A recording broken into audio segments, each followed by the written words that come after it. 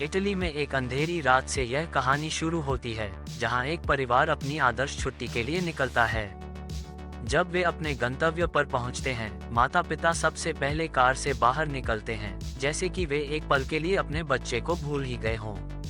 अगली सुबह हम एक और परिवार से मिलते हैं, डॉल्टन परिवार, बेन, लुइस और उनकी छोटी बेटी एग्नेस। वे भी उसी जगह आए हैं ताकि अपनी दिनचर्या से थोड़ा दूर हट सकें। यह एक ऐसा स्थान है जहां कई परिवार एकत्र होते हैं ताकि आराम कर सकें। जब एग्नेस के माता पिता धूप का आनंद ले रहे होते हैं, एक आदमी बेन के पास आता है और उसके सनबैग की मांग करता है, बेहद कैजुअल तरीके से। बेन भी उसे बैग दे देता है और वह आदमी अपने परिवार के पास उसे ले जाता है। ये परिवार अपने अजीब व्यवहार के कारण सबसे अलग नजर आता है। इस परिवार में पैटी, उसकी पत्नी कियारा और उनका बेटा आंट हैं, जो अपने असामान्य व्यवहार के कारण ध्यान आकर्षित करते हैं। बाद में बेन और लुइस थोड़ा बाहर जाने का फैसला करते हैं और एग्नेस को एक बेबीसिटर के पास छोड़ देते हैं। जब वे वापस आते हैं तो वे फिर से पैटी और कियारा से मिलते हैं और हालांकि बेन उनके अजीब व्यवहार को नोटिस करता है, उस समय कुछ खास नहीं होता।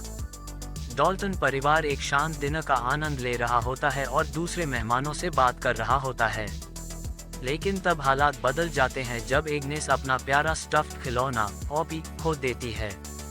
आश्चर्यजनक रूप से पैटी और कियारा फिर से प्रकट होते हैं। इस बार हॉपी को हाथ में लेकर आते हैं और उनके बेटे आंट से मिलवाते हैं। पैटी अपनी उत्साही ऊर्जा के साथ एग्नेस को अपनी मोटरसाइकिल पर सवारी कराने की पेशकश करता है। शुरुआत में उसके माता पिता झिझकते हैं, लेकिन फिर सोच विचार कर वे सहमति दे देते हैं। पैटी एग्नेस को एक छोटी सवारी पर ले जाता है और वापस लौटने पर उनके माता पिता को पास के रेस्तरां में डिनर के लिए आमंत्रित करता है, ये कहते हुए कि उन्हें बातचीत करने का अच्छा मौका मिलेगा। डिनर के दौरान वे अपने अपने कामों के बारे में बात करते हैं और साथ बिताए गए अनुभवों के बारे में विचार साझा करते हैं। पैटी हमेशा हंसमुख रहते हुए बताता है कि वह कितना खुशहाल इंसान है, जबकि बेन और लुइस थोड़े गंभीर और सख्त नजर आते हैं। इस बीच एग्नेस अपनी मां से पूछती है कि क्या वह आंट के साथ खेल सकती है। शुरू में उसके माता पिता झिझकते हैं, लेकिन अंततः उसे खेलने की अनुमति दे देते हैं। बातचीत के दौरान पैटी एक अप्रत्याशित खुलासा करता है कि उसका बेटा आंट एक असामान्य रूप से छोटे जीव के साथ पैदा हुआ था, जिससे उसके लिए बात करना और दूसरे बच्चों के साथ जुड़ना मुश्किल हो जाता है। पैटी और कियारा, जो हमेशा जीवन का आनंद लेने वाले लोग हैं, इस नई दोस्ती का जश्न मनाने का प्रस्ताव रखते हैं। हालांकि एग्नेस का परिवार, जो लंदन में रहता है, जल्द ही घर लौटने वाला होता है। बेन और लुइस के बीच का तनाव साफ दिखाई देता है, क्योंकि उनका रिश्ता कठिन दौर से गुजर रहा है। बेन की नौकरी चली गई है और पति पत्नी के बीच झगड़े बढ़ते जा रहे हैं। बेन का मनोबल बढ़ाने के लिए लुइस उसे बताती है कि उन्हें पैटी की ओर से एक पत्र मिला है, जिसमें उसने इटली में बिताए गए अद्भुत सप्ताह के बारे में लिखा है और उन्हें एक वीकेंड के लिए अपने घर आने का निमंत्रण दिया है। बेन इस रोजमर्रा की जिंदगी से बाहर निकलने और नए अनुभव की चाहत में इस निमंत्रण को स्वीकार करने का सुझाव देता है, लेकिन लुइस सतर्क रहती है, ये बताते हुए कि वे पैटी और उसके परिवार को मुश्किल से जानते हैं। अंततः स्थिति को देखते हुए वे फैसला करते हैं कि यह उनके लिए एक बदलाव का अच्छा मौका हो सकता है। पैटी और कियारा का घर लंदन से काफी दूर एक सुदूर फार्म पर होता है। बेन का परिवार एक लंबी, थका देने वाली यात्रा पर निकलता है। यात्रा के दौरान तनाव बढ़ता जाता है, लेकिन आखिरकार वे अपने गंतव्य पर पहुंचते हैं। पैटी और कियारा अपनी चिर परिचित उत्साह के साथ उनका स्वागत करते हैं। पैटी जल्द ही अपने अतिथियों के लिए इटली से लाए गए खून जैसे लाल संतरे पेश करता है और बताता है कि उसने उनके सम्मान में फार्म की सबसे अच्छी हंस की बलि दी है। मुख्य पकवान होगा रक्त संतरे के साथ हंस। पहला निवाला खाने का सम्मान महिलाओं को दिया जाता है, इसलिए वे इसे लुइस को पेश करते हैं, भले ही उसने पहले बताया था कि वह शाकाहारी है। इस अजीब स्थिति के बावजूद कुछ खास नहीं होता और दिन चलता रहता है। बाद में बेन थोड़ा तनाव महसूस करता है और बाहर हवा लेने जाता है। तभी आंट आता है, कुछ कहने की कोशिश करता है, लेकिन अपनी जुबान की परेशानी से हताश हो जाता है। तभी पैटी आ जाता है और उसे सख्ती से बिस्तर पर भेज देता है। अगले दिन दोनों परिवार आसपास के इलाके में लंबी सैर पर निकलते हैं। इस दौरान वे एक कैंप फायर जलाते हैं और कॉफी का आनंद लेते हुए एक लोमड़ी को देखते हैं। एग्नेस शिकायत करती है कि आंट उसे अपने साथ खेलने नहीं दे रहा है। ये सुनते ही पैटी तुरंत प्रतिक्रिया देता है और अपने बेटे को मजबूर करता है कि वह एग्नेस के साथ खेले, जिसे देखकर लुइस असहज हो जाती है। सैर के दौरान लुइस को अपनी गर्दन में दर्द महसूस होता है। चूंकि पैटी डॉक्टर है, वह एक अजीब उपाय सुझाता है, ठंडे पानी की थेरेपी। जब वे नदी के पास पहुंचते हैं तो वे कियारा के पेट पर एक अजीब निशान देखते हैं। जब उससे इस बारे में पूछा जाता है तो वह बताती है कि वह सीढ़ी से गिर गई थी जब वह सेब तोड़ रही थी, लेकिन बाकी लोग इस बात को ज्यादा ध्यान नहीं देते। सभी लोग नदी में कूदने का फैसला करते हैं, हालांकि आंट तैरना नहीं जानता था। कियारा आश्वस्त करती है कि पैटी हमेशा उसका ख्याल रखता है। कई बार प्रोत्साहित करने के बाद लुइस भी पानी में कूद जाती है और कुछ समय के लिए सभी लोग उस पल का आनंद लेते हैं। बाद में जब वे पैटी के घर वापस लौटते हैं तो उनकी कार में तकनीकी खराबी आ जाती है, जिससे एक बड़ा हादसा होते होते बचता है। ये घटना बेन और लुइस के बीच तनाव और बढ़ा देती है। लुइस, जो पहले से ही पैटी के अजीब व्यवहार से असहज है, सुझाव देती है कि वह अपनी गर्दन के दर्द को बहाना बनाकर तुरंत घर वापस चलें। लेकिन उसी समय कियारा आती है और उन्हें उस रात के लिए एक खास डिनर के लिए आमंत्रित करती है, जिसमें वह एक स्थानीय समारोह का जिक्र करती है। लुइस के अंदर कहीं न कहीं बेचैनी बढ़ती जा रही है, लेकिन फिर भी वह डिनर के लिए सहमत हो जाती है। जब वे डिनर के लिए बैठते हैं तो पैटी और कियारा के व्यवहार में पहले से भी अधिक उत्साह और अजीब किस्म की ऊर्जा होती है। पैटी अपनी पुरानी कहानियां और जीवन के बारे में उत्साह से बात करता है, लेकिन इस बार बेन और लुइस के लिए ये सामान्य नहीं लगता। डिनर के बाद जब वे अपने कमरे में लौटते हैं तो वे इस बारे में बात करते हैं कि इस परिवार के साथ समय बिताते हुए सब कुछ कितना अजीब और अप्रत्याशित लग रहा है। लुइस ये बात भी दोहराती है कि पैटी, जो एक डॉक्टर है, इतना अलग जीवन क्यों जी रहा है और इतने दूरदराज के इलाके में क्यों रहता है।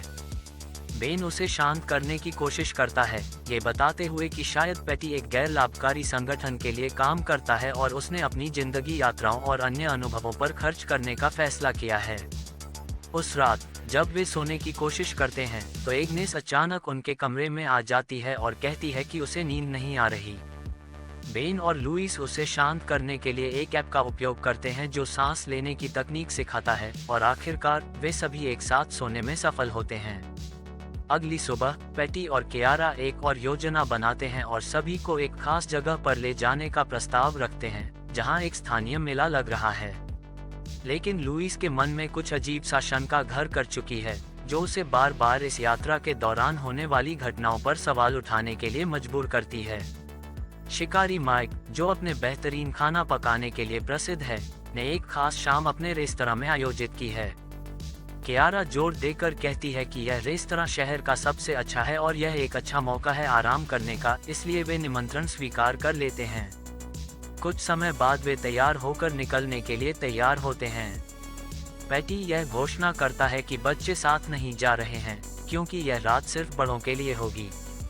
बच्चों की देखभाल के लिए उन्होंने एक बेबी सिटर की व्यवस्था की है, जो पैटी के मुताबिक युद्ध से बचकर आया है और बिना कानूनी अनुमति के काम करता है, लेकिन भरोसेमंद और ईमानदार है। चूंकि बेन और लुइस पहले भी एग्नेस को बेबी सिटर के साथ छोड़ चुके थे, वे इस बार भी सहज महसूस करते हैं और पैटी की तेज ड्राइविंग के साथ रेस्तरां के लिए निकल जाते हैं। जब वे रेस्तरां पहुंचते हैं तो पैटी बताता है कि वे उस रात के केवल ग्राहक हैं। वहां वे माइक से मिलते हैं, जो शिकार करके अपनी सामग्री इकट्ठा करता है। डिनर के दौरान लुइस याद दिलाती है कि वह शाकाहारी है, जिससे माइक और कियारा माफी मांगते हैं कि उन्होंने उसे पिछले रात गलती से हंस परोसा था। सौभाग्य से वह मछली खाती है, तो उन्हें उसके लिए एक समुद्री भोजन का व्यंजन पेश किया जाता है। इस बीच घर पर बच्चे बेबी सिटर के साथ छुपन छुपाई खेल रहे होते हैं। एक वक्त पर आंट एग्नेस को पैटी की घड़ियों का संग्रह दिखाता है। जैसे ही वे छुपने के लिए तैयार होते हैं, आंट एग्नेस से कहता है कि चुप रहें और वे फिर से खेलना शुरू करते हैं। वहीं दूसरी तरफ रेस्तरां में पैटी और कियारा अपने रिश्ते के निजी पहलुओं को साझा करने लगते हैं। वे बताते हैं कि वे पिछले 17 साल से साथ हैं और अब भी उनका रिश्ता बहुत मजबूत है। ये बात बेन और लुइस के रिश्ते से काफ़ी अलग थी, क्योंकि लुइस बताती है कि वे मुश्किल से महीने में एक बार ही अंतरंग हो पाते हैं। डिनर के दौरान कियारा खुलेआम पैटी के साथ छेड़खानी करती है और दोनों मिलकर बेन और लुइस के साथ मजाक करते हैं। रात के अंत में वे एक बहाना बनाकर चले जाते हैं और बेन और लुइस को बिल का भुगतान करने के लिए छोड़ देते हैं। इस बीच घर पर आंट एग्नेस को कुछ डरावनी चीज दिखाता है, वो निशान जो पैटी ने उसे मारते समय छोड़े थे। ठीक उसी वक्त माताएं घर लौटती हैं और बच्चों को आते सुनकर वे सोने का नाटक करते हैं। बाद में बेन और लुइस के बीच एक गर्मागर्म बहस होती है, जिसमें बेन ये बात उठाता है कि उसने एक बार लुइस के फोन में दूसरे आदमी के कुछ संदिग्ध संदेश देखे थे। लुइस माफी मांगती है और उसे याद दिलाती है कि उसने हमेशा उसका साथ दिया है, खासकर जब उसने अपनी नौकरी खो दी थी। वह ये भी बताती है कि वह इस बात को लेकर अनिश्चित है कि क्या बेन अभी भी उससे प्यार करता है या सिर्फ इसलिए साथ है क्योंकि वह अकेले असफल होने से डरता है। इस ईमानदार बातचीत के बाद दोनों सुलह करते हैं और अपने रिश्ते को बेहतर बनाने का वादा करते हैं। झगड़े के बाद लुइस एग्नेस को चेक करने जाती है, लेकिन वह अपने बिस्तर में नहीं होती। घबराई हुई लुइस पूरे घर में उसे ढूंढती है और आखिरकार उसे पैटी और कियारा के कमरे में सोता हुआ पाती है। गुस्से में वह जल्दी से एग्नेस को उठाती है, उनका सामान पैक करती है और बेन से कहती है कि अब तुरंत यहाँ से जाना होगा। जैसे ही वे घर से निकलते हैं, आंट खिड़की से उदास होकर देखता है कि एग्नेस जा रही है।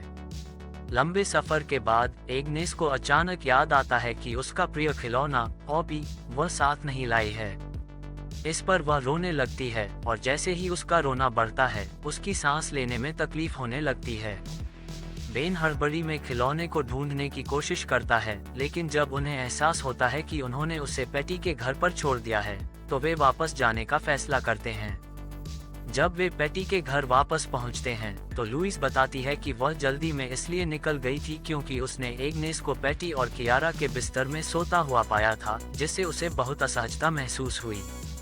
तनाव महसूस करते हुए कियारा एक दर्दनाक सच्चाई साझा करती है। एक बार उनकी एक बेटी थी जिसका नाम मैरी था, जो सिर्फ 12 हफ्ते की उम्र में चल बसी थी। वह बताती है कि जब उसने एग्नेस को रोते हुए सुना, तो उसकी प्रवृत्ति उसे सांत्वना देने की थी और उसे अपने साथ सुलाने के लिए ले आई थी। कियारा ईमानदारी से माफी मांगती है, जिससे माहौल थोड़ा शांत हो जाता है। तनाव कम होने पर डॉल्टन परिवार कुछ और समय रुकने का फैसला करता है, खासकर इसलिए क्योंकि एग्नेस जोर देती है कि वे अभी नहीं जा सकते, क्योंकि उसे लगता है कि उसे आंट की मदद करनी चाहिए, जो अब उसका नया दोस्त बन गया है। बेन, जो थोड़ा नशे में है, थोड़ा और रुकने का फैसला करता है ताकि वह कॉफी पी सके और यह सुनिश्चित कर सके कि कुछ बुरा न हो। तभी कियारा लुइस के पास आती है और उसे चेतावनी देती है कि उन्हें पैटी के जागने से पहले नहीं जाना चाहिए, यह इशारा करते हुए कि उसके और एंट के लिए ये खतरनाक हो सकता है। वह सुझाव देती है कि उन्हें अपनी स्थिति बनाए रखने में मदद करनी चाहिए। इस बीच एंट, जो एक योजना बना रहा है, अपने पिता की चाबियां चुरा लेता है और जानबूझकर अपनी गेंद मुर्गियों की ओर फेंकता है, जिससे एग्नेस को तहखाने की ओर ले जाता है। वहां वह उसे कुछ अनसेटलिंग चीजें दिखाता है, पूर्व मेहमानों के कई सूटकेस और पुरानी तस्वीरें। इस क्षण में एक काला रहस्य प्रकट होता है, पैटी वास्तव में उसका पिता नहीं है। एंट ये कबूल करता है कि उसके असली पिता की हत्या कर दी गई थी और उसकी जीभ काट दी गई थी। ये भी लगता है कि पैटी और कियारा कई परिवारों के गायब होने के लिए जिम्मेदार हैं।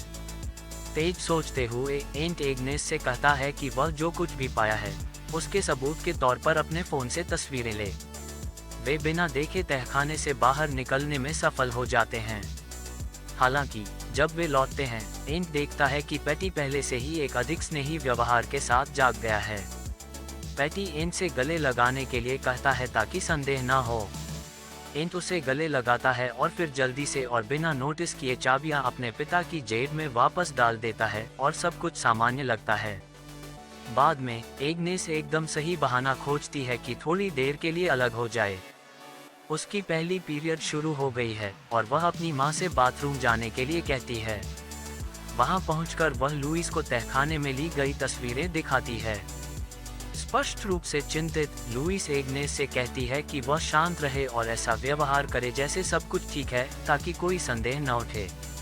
अपनी बेटी को आश्वस्त करने के बाद लुइस बेन को खोजने जाती है, लेकिन जल्द ही उसे एहसास होता है कि मेहमान कुछ संदेह करने लगे हैं, क्योंकि कियारा लुइस की गर्दन में तनाव को नोटिस करती है, जो उसे बेन से मिलने के बाद से पहचानती है। जब लुइस और बेन फिर से मिलते हैं तो वे सहमत होते हैं कि इस स्थिति से बाहर निकलने का एकमात्र तरीका सामान्य व्यवहार करना है, जैसे कि वे कुछ नहीं जानते। उन्हें कोई डर या घबराहट नहीं दिखानी चाहिए, क्योंकि इससे वे बेनकाब हो जाएंगे। हालांकि एग्नेस इतनी डरी हुई है कि वह प्रिटेंड करना जारी नहीं रख सकती। अंततः वे एक बहाना तय करते हैं कि एग्नेस को पहली बार पीरियड आया है और उसे तुरंत छोड़ने की जरूरत है। इसी बहाने के साथ वे घर से जल्दी निकलने की योजना बनाते हैं, बिना ज्यादा ध्यान खींचे। अपनी योजना के अनुसार परिवार पेटी और कियारा से अलविदा कहता है और यथासंभव शांत रहने की कोशिश करता है, लेकिन जब वे कार तक पहुंचते हैं तो उन्हें पता चलता है कि एक टायर फ्लैट है। बेन घबराकर सुझाव देता है कि रोडसाइड सहायता के लिए कॉल करें, लेकिन पेटी अपने सामान्य आत्मविश्वास के स्वर में जोर देकर कहता है कि वह इसे स्वयं ठीक कर सकता है। वह कुशलता से टायर बदलता है। जब वे आखिरकार जाने वाले होते हैं, एग्नेस को एक महत्वपूर्ण बात याद आती है, उसका प्यारा स्टफ्ड टॉय हॉप्पी। हॉप्पी के बिना वह नहीं जा सकती। वे छत पर हॉप्पी को देखते हैं। हमेशा मदद के लिए तैयार रहने वाले पेटी बेन के लिए सीढ़ी थामता है ताकि वह खिलौना निकाल सके, लेकिन जब बेन उसे लाता है तो वे पाते हैं कि हॉप्पी पूरी तरह से फट चुका है। हालांकि एग्नेस दिन की घटनाओं से थकी और परेशान हो चुकी है, उसे अब कोई फर्क नहीं पड़ता, वह सिर्फ इस जगह से निकलना चाहती है। अलविदा कहते समय पेटी एक स्वर में जो सिंसियरिटी और सार्काज्म के बीच लटका हुआ है कहता है कि उसे उम्मीद है कि वे उससे संपर्क करेंगे, हालांकि उसे संदेह है कि ऐसा होगा। लुइस स्पष्ट रूप से कहती है कि शायद वे नहीं करेंगे, क्योंकि उनका विवाह टूटने के कगार पर है। वह ये स्वीकार करती है कि उसने धोखा दिया क्योंकि वह असंतुष्ट थी, और हालांकि उसने माफी मांगी है, इस सप्ताहांत ने ये स्पष्ट कर दिया है कि वे शायद इसे पार नहीं कर पाएंगे। आश्चर्य की बात है कि पेटी और कियारा इस ईमानदारी से लगभग प्रसन्न प्रतीत होते हैं, जैसे सच बाहर निकलने का सबसे अच्छा तरीका हो। जैसे ही वे बार पार करने वाले होते हैं और घर को पीछे छोड़ने वाले होते हैं, कुछ अप्रत्याशित होता है। पेटी एंट को पानी में फेंक देता है और चूंकि वह तैर नहीं सकता, बेन उसे बचाने के लिए कूदता है, लेकिन यह एक जाल है। वे बार से बाहर नहीं निकल पाते हैं और परिवार फिर से पकड़ लिया जाता है। पेटी बताता है कि उन्होंने जो कुछ भी अनुभव किया है वह एक विकृत खेल का हिस्सा है। वह भुगतान और अंतरण की मांग करता है, कहता है कि वे ऐसे दोस्तों का आनंद लेते हैं जो किसी ऐसे व्यक्ति के साथ मित्रता करने के लिए नैतिक रूप से श्रेष्ठ महसूस करते हैं जो कि अक्षम है। वह ये भी स्वीकार करता है कि वे एंट के साथ रहते हैं क्योंकि कियारा हमेशा एक बच्चे की चाहती थी, लेकिन उनके परिवार बनाने के प्रयास कभी सफल नहीं हुए। जैसे ही पेटी एग्नेस को कुछ इंजेक्ट करने वाला होता है, लुइस एक निराशाजनक कार्य में उसे छिपाए हुए चाकू से हमला करती है। हंगामा मच जाता है, परिवार भाग निकलने में सफल हो जाता है। पेटी और कियारा को एक ताले के पीछे बंद कर देते हैं। कियारा मदद की गुहार लगाती है, लेकिन कोई उसकी बात नहीं मानता। जैसे ही वे बाढ़ पार करने वाले होते हैं, शिकारी माइक प्रकट होता है और उन पर गोली चला देता है। न जानने पर कि क्या करना है, परिवार वापस घर की ओर भागता है, मदद की तलाश में। लेकिन जब वे आपातकालीन सेवाओं को कॉल करने की कोशिश करते हैं तो लाइन कट जाती है। कुछ ही समय बाद बिजली भी चली जाती है। बेन घबरा जाता है, लेकिन लुइस निराशा और साहस के मिश्रण में उसे शांत रहने के लिए चिल्लाती है, जिससे वह वास्तविकता में वापस लौटता है।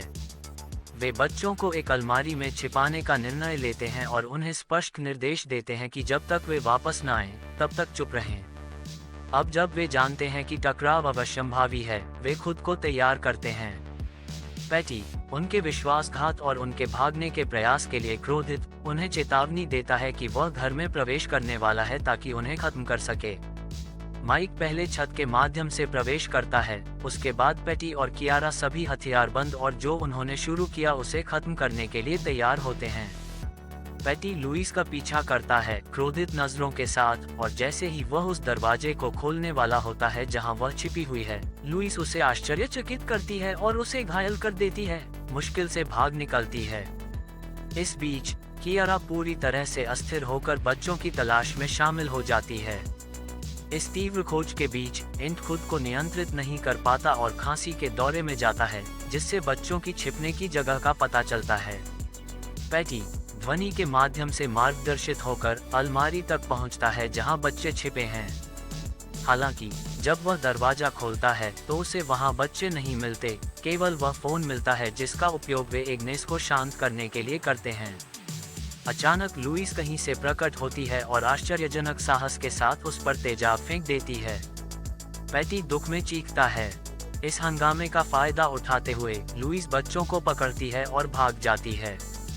भागते समय कियारा पैटी की मदद करने के लिए दौड़ती है, बेतहाशा पानी से तेजाब धोने की कोशिश करती है, लेकिन नुकसान पहले ही हो चुका है। इस बीच घर के एक अन्य हिस्से में माइक शिकारी बेन को कोने में पकड़ लेता है।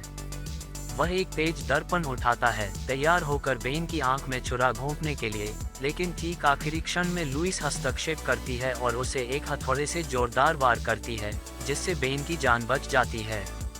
वार इतना ताकतवर होता है कि माइक जमीन पर बेहोश होकर गिर जाता है। इस अंतिम वार के साथ वे उसे हमेशा के लिए खत्म कर देते हैं। पैटी घायल होकर कियारा को आदेश देता है कि वे उन्हें खत्म कर दें, जबकि वह खुद को ठीक करता है। बच्चे छत के जरिए भागने की कोशिश करते हैं, लेकिन कियारा खिड़की पर प्रकट होती है। हालांकि लुइस अचानक ऊपर आ जाती है और उसे फर्श पर धकेल देती है। फिर बेन अपने को बचाने के लिए कूदता है ताकि सीढ़ी लगा सके, लेकिन वह केवल अपनी टांग तोड़ता है। वह सीढ़ी को सही जगह पर रखता है और सभी नीचे चढ़ते हैं, लेकिन उन्हें एक आवाज सुनाई देती है और उन्हें लगता है कि यह पैटी है। हालांकि ये केवल एक लोमड़ी होती है और उनका आतंक कम होता है, लेकिन उनका डर तब और बढ़ जाता है जब पैटी एग्नेस को अपनी बाहों में लेकर प्रकट होता है। वह अपनी मृत पत्नी को देखकर कहता है कि उन्होंने उससे उसकी कियारा ले ली है और अब एग्नेस उसकी नई कियारा होगी। लेकिन एग्नेस अपनी चतुराई के कारण उस सेडेटिव को अपने पास रखती है जो उसे सोने के लिए दिया गया था और उसे पैटी में इंजेक्ट कर देती है। जैसे जैसे पैटी कमजोर होता है, दोनों माता पिता उस पर बंदूक तानते हैं, लेकिन वे ट्रिगर नहीं खींचते। इसके बजाय वे जाने का फैसला करते हैं, लेकिन जाने से पहले एंट एक ईंट उठाता है और गुस्से में पैटी को पहचानने योग्य नहीं छोड़ देता, अपने अंदर की सारी कुंठाएं बाहर निकालते हुए। और इस तरह वे सब कुछ सहते हुए निकल जाते हैं, जो कुछ उन्होंने अभी तक अनुभव किया है उससे चकित करने वाला और कुछ नहीं। और यही फिल्म खत्म होती है। अगर आपको ये रिव्यू पसंद आया हो तो वीडियो को लाइक करना ना भूलें और कमेंट करके बताएं कि आपको मूवी का रिव्यू कैसी लगी। और हाँ, ऐसे ही इंटरेस्टिंग मूवी रिव्यूज के लिए मूवीज अड्डा को सब्सक्राइब जरूर करें। मिलते हैं अगले रिव्यू में। धन्यवाद।